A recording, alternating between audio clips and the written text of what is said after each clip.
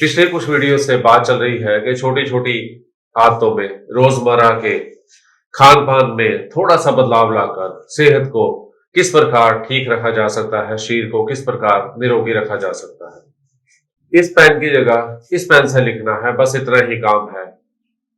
ये भी नीले रंग का है, ये भी नीले रंग का है, लिखाई भी दोनों की बराबर है। सिर्फ इस पेन को बदलना है और इस पेन को उठाना है। सिर्फ इतना सा बदलाव हमें अपने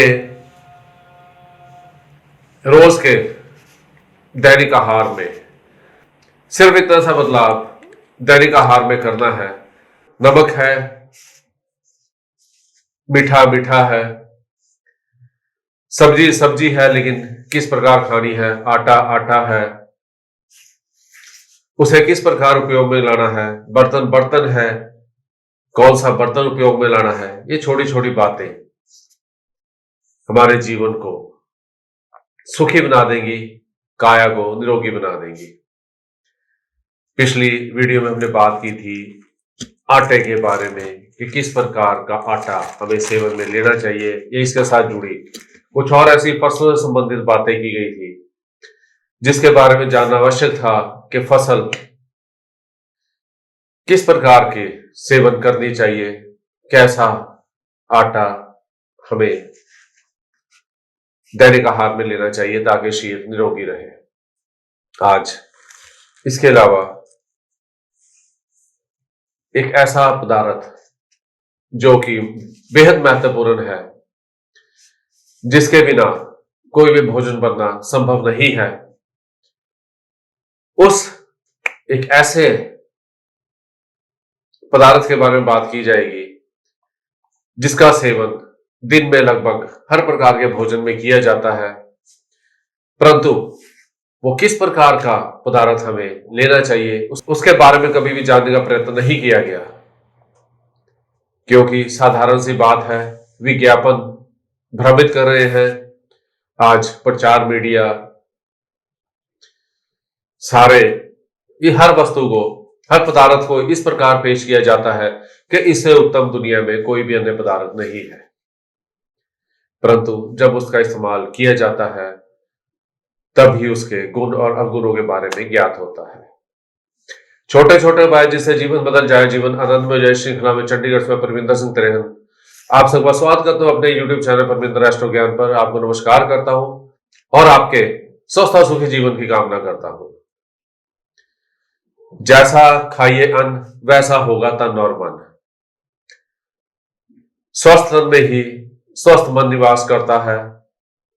इसी प्रकार अन्न या भोजन जिसकी बात करें, उस पर विशेष ध्यान देने योग्य बात यह है कि उसे किस प्रकार अपने दैनिक आहार में शामिल किया जाए। शरीर ताकतवर बने, हष्ट पुष्ट बने और काया निरोगी रहे। आज जिस भोज्य पदार्थ की बात करते हैं वो है नमक। नमक में क्या है? नमक तो नमक है, कोई भी इस्तेमाल कर लीजिए, परंतु आज आयोडाइज्ड साल्ट के नाम पर आयोडीन युक्त नमक बेहद प्रचलन में है। हर टीवी के चैनल पर, हर प्रचार के माध्यम में नमक के विज्ञापन देखने को मिल जाएंगे। Free flow salt, iodised salt. क्यों इन चक्रों में पड़ना, क्यों भ्रमित होना इन विज्ञापनों से। आयोडाइज्ड साल्ट, आयोडीन की उसमें अधिक मात्रा कर देना, क्या लाभ है उसका? कुछ भी नहीं। शरीर में आयोडीन पहले से ही पर्याप्त मात्रा में मौजूद है। उसकी बहुतायत, इस आयोडीन की बहुतायत शरीर को रोगी कर देगी। इंपोर्टेंसी के रोग, नपुंसकता का रोग और रक्तचाप की बीमारी मुख्य देन है। रक्तचाप की बीमारी से दिल की बीमारी होने का अंदेशा और आयोडीन की बहुतायत से अन्य प्रकार के विकारों का शरीर में होने का अंदेशा बन जाया करता है। क्यों ना प्राकृतिक चीजों की तरफ ध्यान दिया जाए। क्या आवश्यकता है रसायन युक्त पदार्थों का सेवन करने की, जब कुदरती चीजें कुदरत ने हमें मुफ्त में दी है, सस्ती दी है, उपलब्धता आसान है। उसे ट्रीट करके उसमें रसायन मिलाकर कौन सा ऐसा गुण है जो उसमें बढ़ जाएगा। कुदरत तो कुदरत ही है और रसायन तो रसायन ही है। मैं पहले वाली वीडियो में भी इस बारे में चर्चा करता रहा हूं कि प्रयास करें कुदरती चीजों का सेवन करने के बारे में। आज सब कुछ पैकेटों में बंद होकर बाजार में उपलब्ध है, आसान है, पैकेट खरीदा, घर में ले आए, इस्तेमाल किया, परंतु ये चीजें, ये पदार्थ शरीर को कई प्रकार के विकार देते जा रहे हैं, धीमा जहर शरीर में घोल रहे हैं। जब समस्या अचानक से खड़ी होती है, सेहत संबंधित परेशानी एकदम से आन खड़ी होती है, तब किसी प्रकार की दवाई, किसी प्रकार के चिकित्सक शरीर के रोग को ठीक नहीं कर सकते। अब नमक कौन सा खाएं? आयोडाइज साल्ट, आयोडीन की मात्रा से भरपूर की आवश्यकता है। फ्री फ्लो साल्ट के विज्ञापन देखने को मिलेंगे।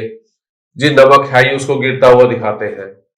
अरे भाई, उसने सब्जी में जाके घुल ही जाना है, क्या आवश्यकता है उस फ्री फ्लो साल्ट की? फ्री फ्लो साल्ट में से नमी को मशीनों द्वारा निकाल लिया जाता है, जिस कारण वो साल्ट एकदम पाउडर की तरह बन जाता है। कुदरती नमक में पीस के भी रखा जाए तो डले से बन जाया करते हैं। मौसम से हल्की सी नमी भी मिल जाए तो थोड़े थोड़े डले बन जाया करते हैं। कोई मुश्किल नहीं है, हाथ में पकड़ा, दबाया, डला टूट गया। इसमें कौन सा किसी मशीनों की आवश्यकता है? Why should we go for this iodine salt and free flow salts? अब प्रश्न क्या है, कौन सा नमक इस्तेमाल किया जाए? सबसे बेहतर, सबसे गुणकारी नमक जो शरीर में रक्तचाप को नियंत्रित रखता है और नपुंसकता जैसे रोग को भी शरीर में प्रवेश नहीं करने देता, वो है रॉक साल्ट, जिसे पाकिस्तानी नमक भी बोला जाता है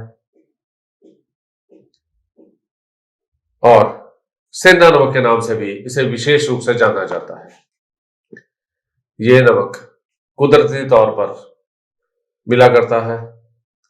कुदरत ने भरपूर नमक दे रखा है। इसका इस्तेमाल शरीर में कई प्रकार के रोगों को आने से रोकता है। जिस भी व्यक्ति को रक्तचाप की बीमारी है या नपुंसकता का रोग है, यदि वो सेंधा नमक का इस्तेमाल नियमित रूप से करना शुरू कर दे तो शरीर में इस प्रकार के रोग, विशेषकर इस प्रकार के रोग जड़ से खत्म हो जाएंगे। गुलाबी रंग का, हल्के गुलाबी रंग का हल्का चिट्टा नमक ये हुआ करता है। प्रयास करें कि नमक पूरे डलों के रूप में, बड़े बड़े डलों के रूप में बाजार में उपलब्ध है, उसे लेकर पिसवाया जाए ताकि मिलावट की कोई गुंजाइश ना रहे और बीमारियों से बचा जा सके। किसी वक्त में कहीं किसी स्थान पर लोगों को गले के रोग होने शुरू हुए थे, जहां घींगा जैसा बन जाता था। वो आयोडीन की कमी किसी एक निश्चित स्थान पर कुछ लोगों में पाई गई। उन्हें सलाह दी गई कि नमक में आयोडीन मिलाकर यदि आप इसका सेवन करेंगे तो बीमारी जल्द ठीक हो जाएगी और आने वाली पीढ़ी को, और जिन्हें बीमारी नहीं, उन्हें ये रोग होने का खतरा कम हो जाएगा। कुछ कंपनियों ने इसका लाभ उठाते हुए बाजार में आयोडीन युक्त नमक उतार दिया, बेचने के लिए बाजार में पर्याप्त मात्रा में उपलब्ध हो गया। परंतु उस नमक ने आयोडीन तो ठीक कर दिया, परंतु सारी दुनिया को यह नमक खाने पर मजबूर कर दिया। ज्ञान की कमी ने इस नमक का सेवन करने पर लोगों को मजबूर कर दिया। उन्हें भी ऐसा लगने लगा शायद हमें ये बीमारी ना हो जाए, इसलिए इस नमक का सेवन किया जाए तो बेहतर रहेगा।